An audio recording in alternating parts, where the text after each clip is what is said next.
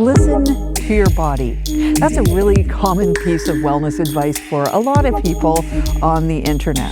But for a lot of us, that instruction assumes something, that we can access internal signals that our nervous systems aren't maybe delivering in a very usable format. For about half of all autistic adults, that assumption is incorrect. I'm one of them. And there's a name for what's actually happening, along with some data to check out. So I spent almost 20 years trying to feel something in my body, the way that my teachers and guides and authors I was reading kept describing. I was trying to do this during meditation and yoga and mindfulness classes and some somatic workshops that I took. I started taking those mindfulness sessions through work in 2007, and this was the first time that I ran into this idea that you're supposed to track things somehow in the body and then identify certain sensations and find your emotions that way. Then I took a bunch of yoga and mindfulness sessions through gyms and other organizations and stuff, a lot more classes and formats and styles and books and coworker advice and podcasts. And out of all of this stuff, nothing really worked for me.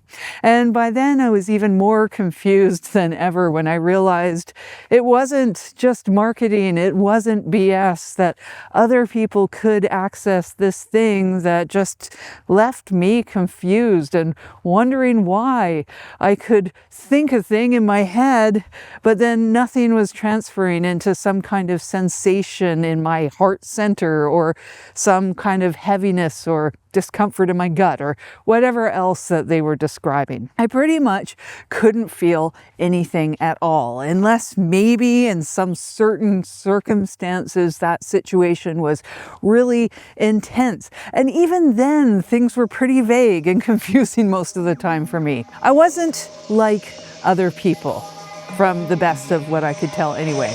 And at that time, and for a long time, I couldn't figure out why. So what's going on when that happens? The word for it is interoception, and this is the nervous system's ability to detect and interpret internal body signals. These are things like heartbeat and hunger and thirst and temperature and bladder fullness and those physical sensations that we might sometimes label as emotions, if you can.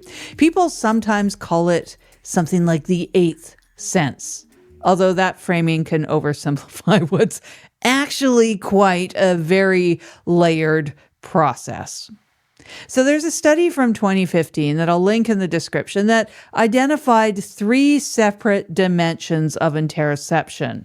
So one of them is interoceptive accuracy, and this is how well we actually detect those signals. And this can be measured in a lab. Interoceptive sensibility is how well we think we detect those signals based on self-reporting. And interoceptive awareness is whether those two things line up, whether our confidence in reading our bodies actually matches our ability to read them. So we can score high on one dimension of these things and low on another dimension. And this explains something that a lot of people notice in themselves. This is that they might be picking up a lot of body stuff without being able to interpret any of those things. Or you might not be able to notice much of it at all. Or your signals might arrive late, in addition to maybe not interpreting a lot of things. And this is a pattern I'll come back to in a moment. So something that surprised me when I found this research even existed is that fewer than 1 in 4 healthy adults can reliably detect their own heartbeat under very strict lab conditions. And I'll link that study as well in the description. So this refers to low interoceptive accuracy. So it's far more common than a lot of people in the wellness space tend to acknowledge. And in neurodivergent populations, these rates statistically run much higher than this average. So interoception gives our brains this raw data, and the brain turns that raw data into felt emotions. So if the data stream in our bodies runs unreliable or kind of hard to detect, then identifying emotions can get quite difficult. So this is where alexithymia comes into this picture. Stage left. Or that, I don't know. Alexithymia is difficulty identifying and describing our own emotional states.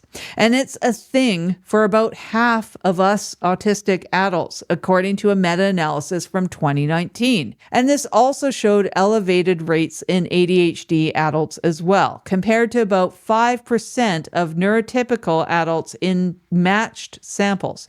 So trauma can also cause this, and it can be temporary in some cases. But overall, there are about 10% of people in the total population impacted by alexithymia. So it's a lot of us. And I'll link to some information about these statistics in the description. So the research gets pretty interesting when you look at which specific parts of alexithymia line up with these interoceptive differences. So difficulty identifying feelings and difficulty describing feelings both seem to go along with these interoceptive differences. Externally oriented thinking, which is the tendency to build emotional reality from logic and context clues instead of felt sensation, this is definitely me, it doesn't have a strong connection. So that pattern suggests externally oriented thinking might be more of a compensation strategy than a core deficit. So our brains might have built a workaround because the internal data just wasn't available. So data from 2016 found that when autistic and non-autistic samples were matched on alexithymia, then interoceptive accuracy is comparable. So I'll link a couple of these studies on this so you can interpret them yourself. But what seems to come out of this data is that many of the emotional difficulties attributed to autism might instead be driven by co-occurring alexithymia more than by autism on its own. And alexithymia, therefore, itself might be better described as an interoceptive difference more than a purely psychological one. I once took a somatic group class based on the Internal Family Systems, or IFS, which is a therapy framework that works with different parts of the self. And after a guided tracking session, or all of them pretty much for me, the facilitator asked where we found emotions in our body, where the emotional things were showing up for us, and that we were supposed to listen to that information and locate those things physically within ourselves. And this class was full of autistic people like me. It was led by another autistic human too, and I was excited for this. I was amongst the people who thought and experienced things like me.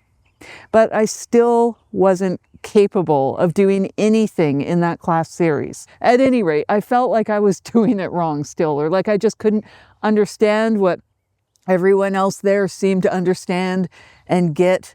Like I could definitely tell that they got something, that they could do this thing.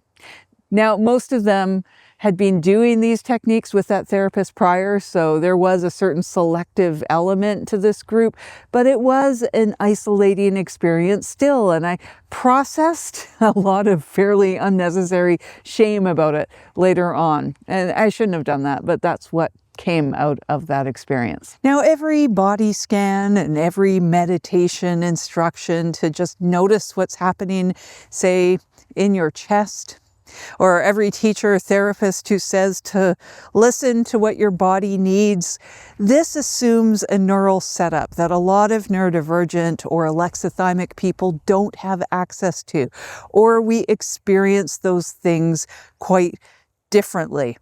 Those kinds of instructions are asking us to read a signal that our nervous systems aren't delivering in a format that our conscious minds can actually interpret. Or it might be arriving at a different time, which makes that interpretation harder again. And the shame and frustration and confusion, or just sheer kind of blankness that we might feel in these moments, makes neurological sense after we understand what interoception is. And that our interoception might work differently from the people around us or from the people asking us to do that thing. A body scan, for example, that asks us to label sensations by the emotions or to locate a feeling in the body and kind of figure out where that is, sets a requirement that some of us just can't meet, which, given everything we've just covered about interoceptive accuracy rates, is pretty common, at least amongst our population. So I've been in a lot of rooms where I kind of work out that there are at least a few other people like me in the space statistically who can't do the thing either. And this kind of phrasing, inclusive phrasing, has never been built for us in those spaces so far. Anyways, which is a big reason why I'm making these videos. So I didn't even know what interoception was until I started reading about nervous system regulation and somatics a couple years ago.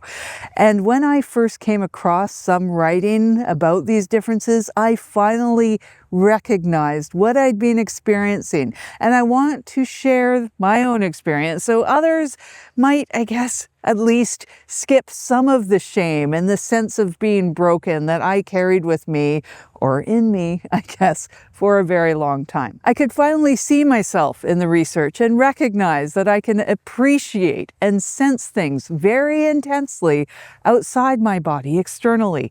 I could do those things really well. I could do things visually very well. And I'll look across a field like near sunset and just see something that is so extraordinary, and I can burn that image into my head and pull it up exactly the same later and experience whatever that feeling is again. It was a good one.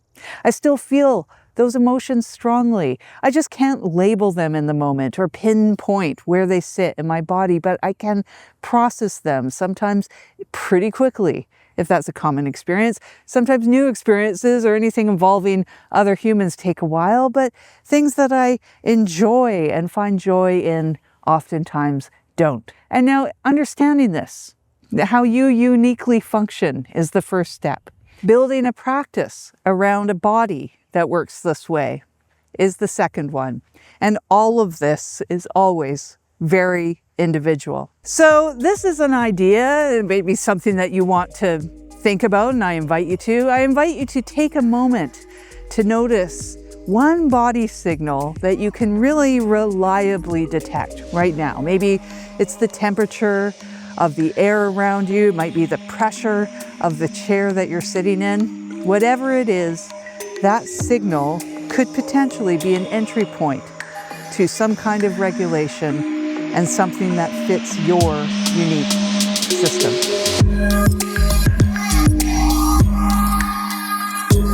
Thursday's episode gets into what to actually do with that signal and why the standard body awareness advice kinda doesn't work for brains like ours. If you want guided regulation practices, they're on my podcast feed instead, so search for Wired Divergent. It launches next week, and most of you are probably watching this video after the launch because this is a new and very quiet channel, so you can find those episodes now for many of you, people of the future. I'm working with neurodivergent adults who want to figure out what regulation actually looks like for their specific nervous system. I'm taking practice clients at a super low rate while I build towards full certification. So if that's useful to you, the coaching details and the booking link are in the description, and you can join the email list there as well. All of this helps me out, even just listening all the way to the end. So thank you very much. I'm deHaan, and this is Wired Divergent. Bye for now. And if you're watching the video, you can find some of the other episodes around my face right now.